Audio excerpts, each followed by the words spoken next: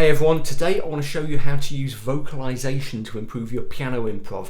It's a really simple, handy trick that a lot of top professionals use and that you can start using right now.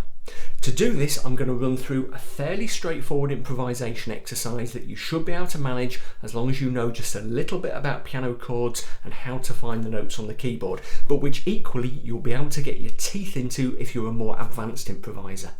It's basically just an 8-bar progression. Here are the chords. It's kind of a variation of an 8-bar minor blues, and you can kind of loop it over and over and over using a fixed left hand that I'm going to show you. Once I've showed you how to play it, we'll talk a little bit about this kind of magic source of vocalization and how you can use it. But first of all, let me play through that improvisation. I'm going to go through it 3 times. First time, I'll just play the fixed left hand that I want you to learn. Second time through, I'll add a simple right hand melodic improvisation. And third time through, I'll kind of go to town a little bit more to show you where you can take this thing. I'll put the chords in subtitles underneath the keyboard so you can follow as I play. Here we go.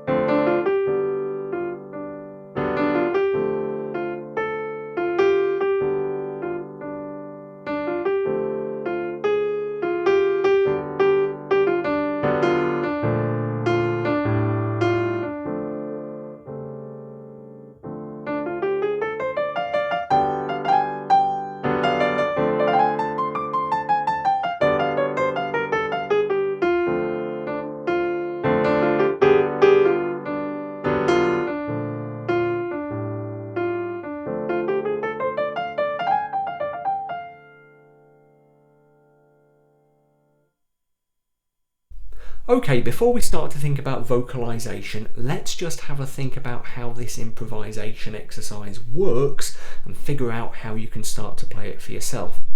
Here's our chord progression again. As I said, it's just 8 bars, 8 measures long, and as you can see, it's mostly made up of just 2 chords, D minor 7 and G major 7. Yeah, there's a little bit of fiddling about some different chords towards the end, but pretty much that's all it is. I played around with it a little bit, but mostly rhythmically. So sometimes there was a little bit of rhythmic anticipation. I was sometimes coming in with chords just a little bit ahead of the beat, okay, to give it a kind of syncopated feel, a bit of a jazzy feel. In particular, I was doing that in that final bar, heading into the A7 sharp 9 chord.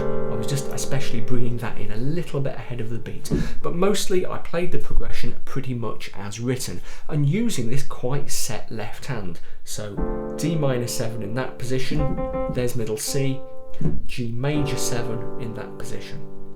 Let's just have a quick look at bars 7 and 8, measures 7 and 8, because we get a bit of complexity there. In bar 7 we've got 2 beats of B flat major 7 and 2 beats of A minor 7. So 1, 2, 3, 4. Then in bar 8 we've got that D minor 7 chord, and the final time through I just sat on the D minor 7 and treated that as the final chord. But the first 2 times through we had this dominant type chord, A7 sharp 9, to take us back to the beginning. You might have noticed, if you know a little bit about music theory, that this progression is quite unusual. Yeah, it's quite tonally unusual in that it's difficult to say exactly what key it's in.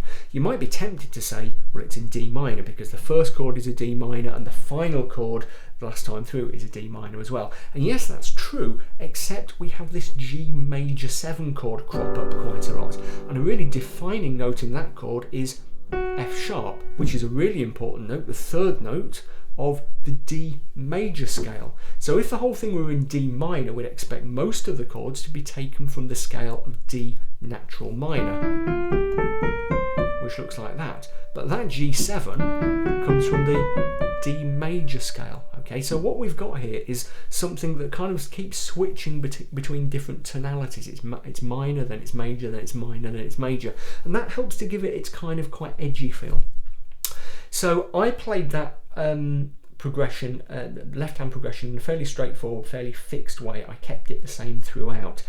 What I suggest you do is learn that left hand first, especially if you're very new to improvisation. Really get your head around those particular movements until the point where it's really automatic to you. Okay, so play that over and over until you've really got it down, because then you can focus on what's going on in the right hand, which is where the real excitement is. Now, second time through my performance, when the right hand came in, I kept it very simple and I just used one hand position. And throughout the improvisation, all of my right hand stuff, what I was doing was mostly based on the D minor pentatonic scale. There's D minor pentatonic, D, F, G, A, C, and back to D. And I was dropping in quite a bit of that A flat, the flat fifth, okay? One or two other notes crept in every now and then, mostly taken from the regular D natural minor scale, but I was really focusing on that D minor pentatonic. Now that first time, well, it was the second time through the improvisation, but when my right hand first came in, I just stuck to one hand position and just 5 notes. And I've said this 1,000 times before on the channel, but if you're new, basically this is the way to start improvising. Have a fixed left hand, and in the right hand limit the number of notes you can play, and that makes it much easier. So if you're really new to improvisation, then first time out what you might do is learn the left hand but just play 2 notes in the right hand. Just limit yourself there. Focus on what sound you can create, focus on the rhythms you're improvising with. Don't worry about playing lots of notes. By the way, don't worry at all about the clash between the F sharp in that G major 7 chord and the F natural there. Yeah, that's not a problem, that's all part of the sound. What I began to do the final time through is just kind of expand upwards, and you know, I got a little bit flashy, but I wasn't doing anything loads more complicated than just playing around with the D minor pentatonic scale, but with that flat fifth dropped in a fair amount. Now let's think about vocalization. To show you what vocalization is, I'm going to replay the footage that I showed you a few minutes ago of me playing through the improvisation. Now, the first time you watched it, all you heard was the piano track, okay? This time, I'm going to give you the microphone track as well, because I was doing the whole thing with my mic switched on, which I don't usually do when I'm playing demonstrations.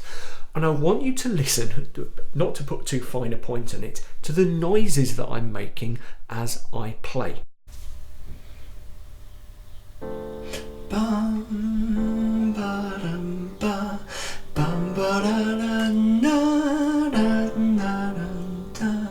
Do, da, ba, da, ba. Do, do, do, do, do, do, do, do, ba. Do, do, do, do, do, do, do, do, do, do, do, do, do, do, do, do, ba, ba, da, ba, ba, da, da, da, da, dee, da, da, da. Ba, da, da, da, da, da, da, da, da, da, da, da, ba, ba, ba, ba, ba, ba, ba, ba, ba, bum, ba, dum, ba, dum, ba, dum, ba, da.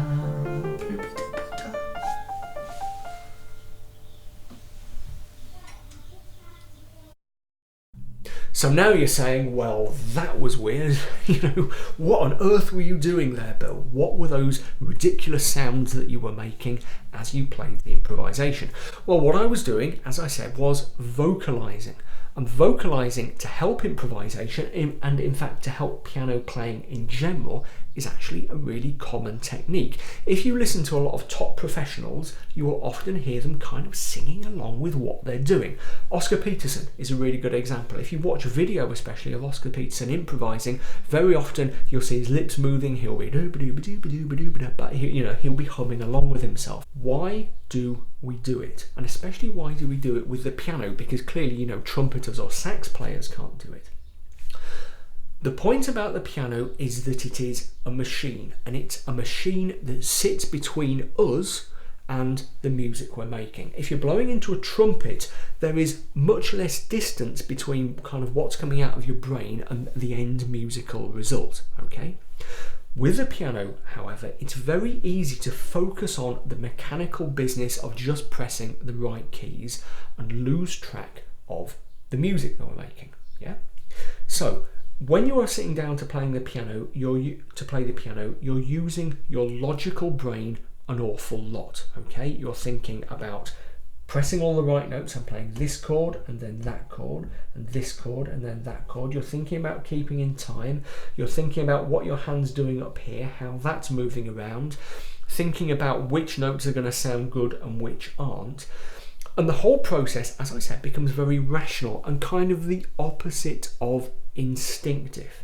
Now, as human beings, we are deeply instinctively musical. Every single one of us, yeah? It is deeply hardwired into us, but the piano, the logical business of playing the piano, stands in the way of that. So what vocalization helps you to do is to introduce just a little bit of that instinctive music making into that very logical, rational business of pressing the right note. So what do? What I suggest you do here is have a go at the improvisation for yourself, obviously. If you're new, just practice that left hand pretty obsessively first. Get it to the point that it is really kind of instinctive for you. And what you could do is just sit down and play the left hand and start vocalizing over the top of it, as I was doing first time through.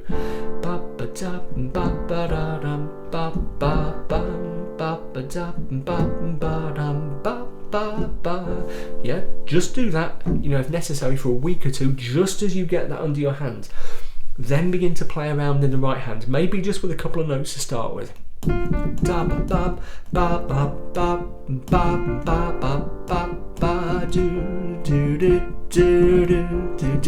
keep vocalizing along and gradually expand it out from there.